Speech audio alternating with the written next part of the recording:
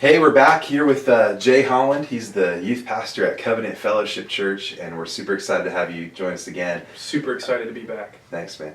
So we have a couple questions for you, but the first thing that we really want to talk about is boundaries. How do you establish boundaries for what you're going to do as far as being available to students, being available to the church? That's one thing that pastors struggle with a lot, youth pastors in particular. Everybody wants a piece of your time. Yeah. Everyone feels like they're entitled to a piece of your time because you're the youth pastor. But obviously you only have so much time to do, divide among everybody. Right. So, and your family as well. I know you have 4 kids. Yes. And, so what do you do to establish those boundaries in your ministry and make sure that you invest time where it needs to be invested? Great question. And it makes me think of a side question that goes right along with that. Just some real quick things of establishing boundaries in ministry with people of the opposite sex. And so just a couple real quick pointers on that. From the very beginning, established that I never take a female within 25 years of my age anywhere alone. So there's always got to be at least another person in the vehicle. And on the rare occasions where it just can't be helped, like if I have to get a ride from them and it's just 2 of us, I sit in the back seat. Or if I have to give somebody a ride, I make them sit in the back seat. Just so there's never any possible accusation of inappropriateness in there. So that's a real easy one. And then as far as just another boundary in that sense. Time, make sure that any kind of correspondence that I have with them, if it's through text or email or whatever, that I keep a copy of it. Because I never want anything, like I want a record of what that was, because it will come back to bite you otherwise. Then as far as boundaries with students and life, one of the things I think that's really good to realize is if you're going to be in youth ministry for the long haul, you're going to go through several seasons of your life, and those seasons are going to really dictate the time that you have for ministry, how you do ministry. One of the things that's very common to happen, and you and I have both experienced it, the longer that you've done it and the longer that you've been in a church, the more valuable you are to that church, not just in youth ministry. And so you end up, I feel like maybe half of my time now is given to youth ministry, and then half is given to all of the other works of the church. But like when I first started in youth ministry, I was just out of college. My fiance was still in college. I was house sitting by myself with a ferret, and there wasn't high motivation to go home and hang out with my ferret and watch professional wrestling. So I had tons of time to just be with kids and spend with kids. And my home was 30 minutes away from the church, so I just didn't even bother to go home until nighttime a lot, which was great for investing with them. And then I got married, and the brakes slowed on really fast. It turns out your wife doesn't want you to be away for 4 or 5 nights a week. Right. So learning in that sense what worked for our family, and at that time what worked for our family is like we had one night a week where we had kids in our house, had teens in our house, had a Bible study and dinner, and watched a TV show together, and that went on for years.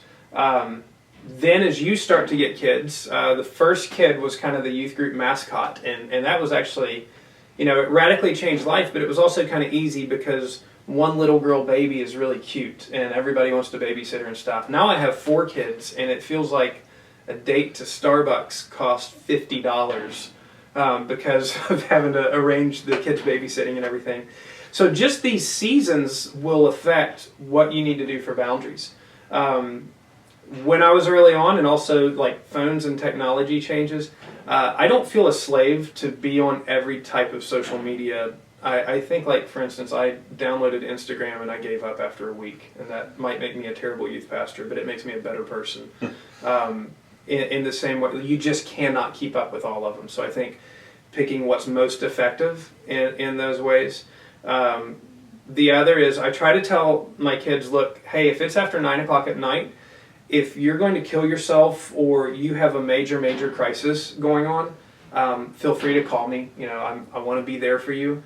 But if you want to ask me a random question about when church is or a retreat, or like sometimes hey, we were talking and we've got a Bible question. Right.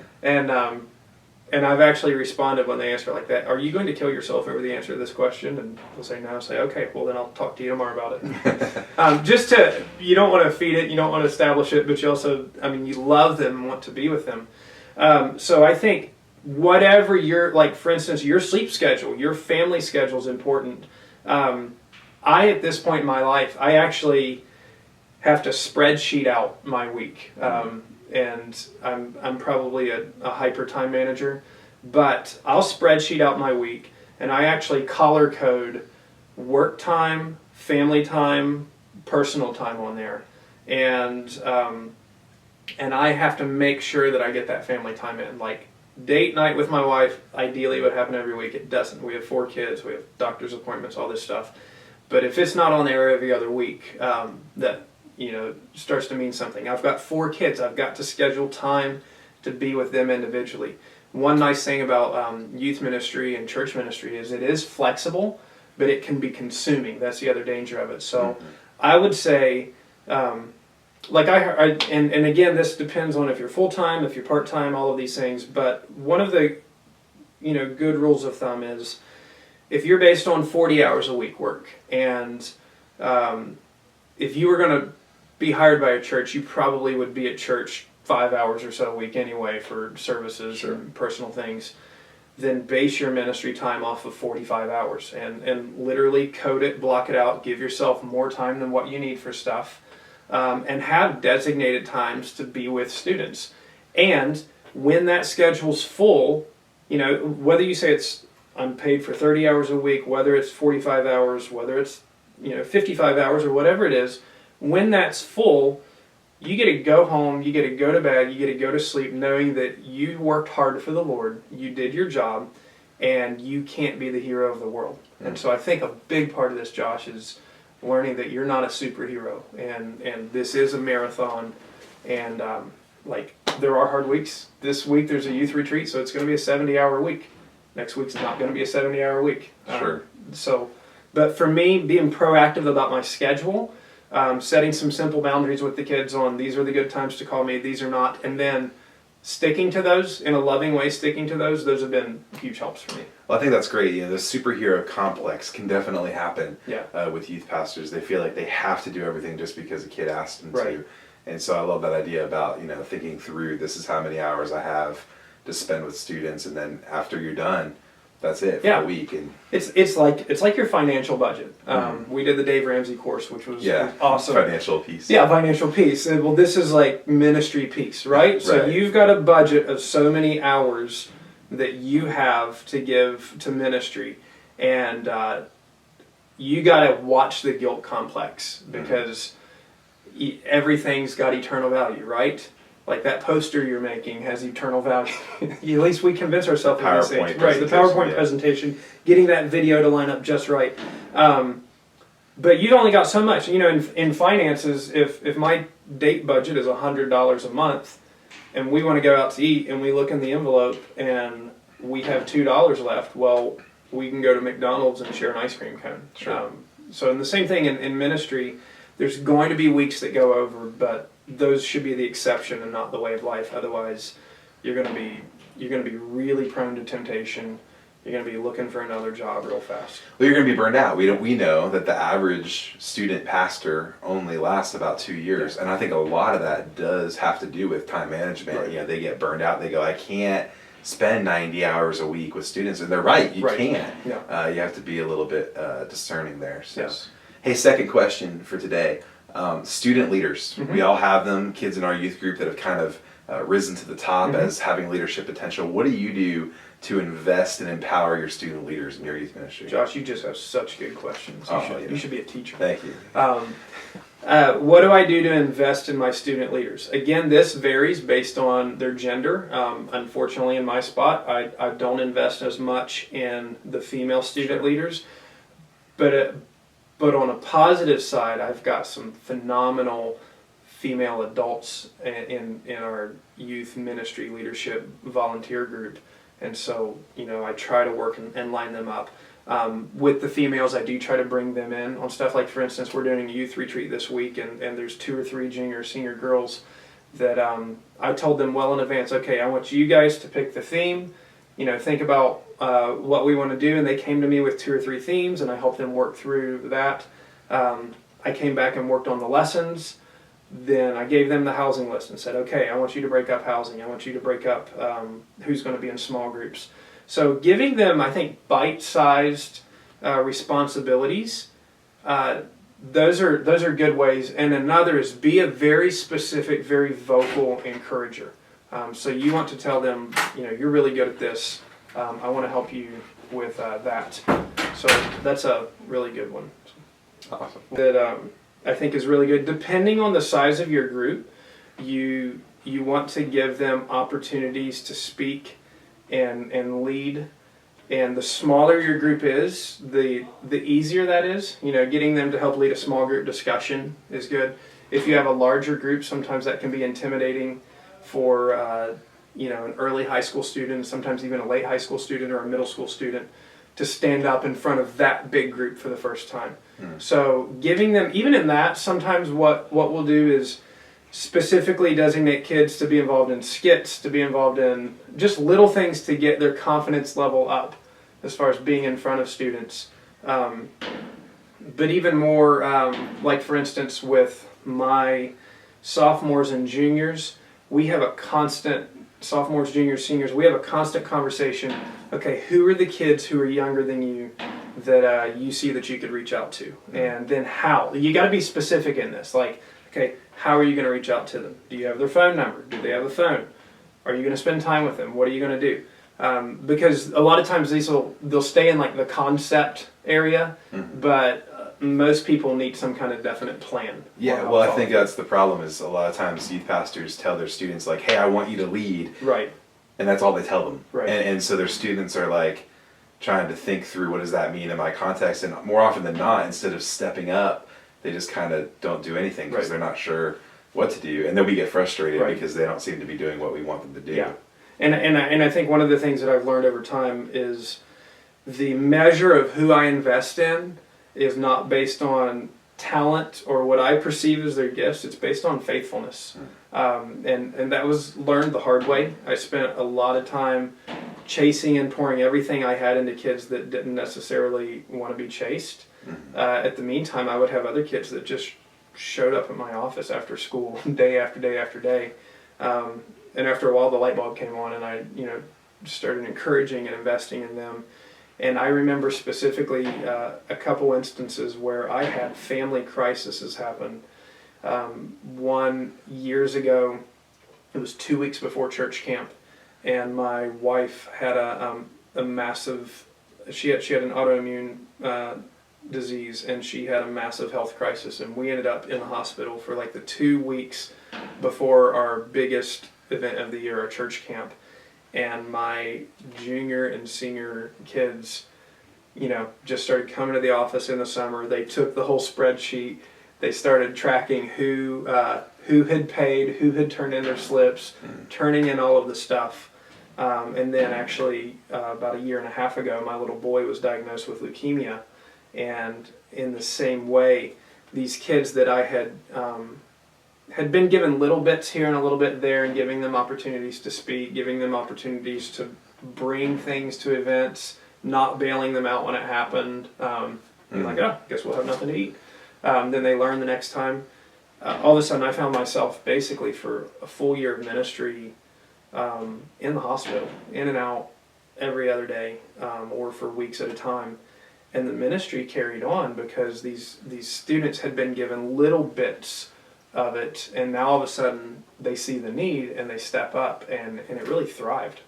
Well, one of the things that I appreciate about your youth ministry, and you have a pretty good size youth group, is that you guys are really family driven. It seems like your whole church is really family driven. Yes. I know you've told me a little bit about your family church on Wednesday nights and stuff. How do you do that? I mean, how do you make parents and students kind of come together? Because it seems like the culture of most student ministries nowadays is we're over here and the big church is over here, and there's this big divide between the two. And I know this is something everyone's working through is how do we combine this? But you guys seem to do that pretty well at your church. So what's some of the things that you've done to implement that and kind of bring that together? Very good. Ultimately, you have to have a church environment you have to have a youth environment that in some way mirrors the church environment. And I would say our youth ministry is the catalyst for some things that happen in the church, that it's the driving force for some of the changes, but we have basically the same church culture as youth culture. We're highly relational. There's a value on service. There's not a lot of pretense on flash and show. And honestly, there's facilities limitation, and that's been like, it's a frustration, but it's ended up being a good thing because it makes us be creative. We can't fit all the kids in the room, so, Sure. well, what do we have? We have the auditorium downstairs, but we got to include adults in here, so how are we going to creatively do that? Some different, very specific things that I think have been helpful. The seniors in our church, we have a couple of senior Sunday school classes, and meaning not high school seniors, but our elderly. We're in Florida, so nobody wants to be called old. So the gray hairs. Yeah. The advanced right. believers. Well, you can't even say gray hairs because they dyed their hair Yeah. when they're 95. The advanced believers. Yeah. But anyway, we lined up every student in our youth ministry with a prayer partner from the oldest people in our church, and Oh, we wow. told them, we had the kids fill out like, this is my name, this is maybe my address, whatever we could get on them, like my siblings, and these are some challenges in my life, and this is my favorite ice cream or something like that. Mm-hmm. And we pass these out to the seniors, and we encourage them. All that we're really asking you to do is pray for them daily. If you want to take it further, fantastic. You want to send them encouraging cards, great. You want to send them a little gift card, wonderful. If you never see this kid, that's all the more reason to pray for them, because you realize that's a fringe kid. So if it's a kid that you see, great, encourage them, love on them. But if you never see them, those are the kids that need to be prayed for the most, because they may have nobody praying for them. So that was a way to get the seniors involved. And then on the other end of that, we'll do service nights where we'll pick out seniors that need mulching or house cleaning or just visitation if they're sick or injured. Sometimes we'll have nights where we'll just write card after card after card of like Valentine's cards or encouragement cards. When we do our Valentine's banquet every year, it's a fundraiser for camp, but we'll invite all of the widows in the church to come for free. That's good. Yeah, it's just little things like that. And a lot of these I inherited, I didn't come up with. But the other is a realization that at best I can really pour into 4 or 5 students. But that every family that we get in the church is its own little mission station. They have their own little culture. Their kids are in a pocket in school. And so I have over the years, now this was hard when I was 21, 22, but tried as much as I could to get older adults involved in youth ministry. And as I've gotten older, learning to communicate as much as possible with parents and encourage them specifically, like invite your friends, unchurched friends, to come over on Saturday night and then bring them to church the next day. Like eat a meal together with your children and their friends, because they may never have that. So try to give them little small victories to do, and then you tend to become the expert on like how to unite families and kids. But that's actually in our mission statement, Josh, for our youth ministry is, I should have this memorized, but it's something along the lines of developing, spiritually reproducing, and maturing, not mature, but maturing adolescents that fully assimilate into the larger church body. So we actually put that in our mission statement, and we brainstorm with all of our youth volunteers, which about half are parents in the church and then half are college through retirees. We brainstorm what are ways that we can connect the teens with the church body. And so I don't have all the ideas, but the more I listen, somebody's got a great idea. Yeah, and it's all taking all these little ideas and kind of putting Right. them together, seeing what works best for your context and your church. It's always going to be different, Yes. but it's important to kind of put emphasis on uniting the church together, Yes. and not creating little pockets of ministry Right. within your church. Yeah, and Josh, because I've thinking back through all of these years, ultimately I think I can think of 4 or 5 students who had no family in the church that we poured into in a huge way that ended up sticking in the church and thriving. Actually, a couple of those ended up becoming pastors. I mean, so it's not unheard of. But the vast majority, if you don't get some piece of their family involved, it's just the odds are so stacked against them. So do the best you can to leverage the healthy families in your church to feel an active part of the ministry, and that will help bring in other families to your church. Awesome. Thanks, man. We appreciate you joining us. And Sure. God bless.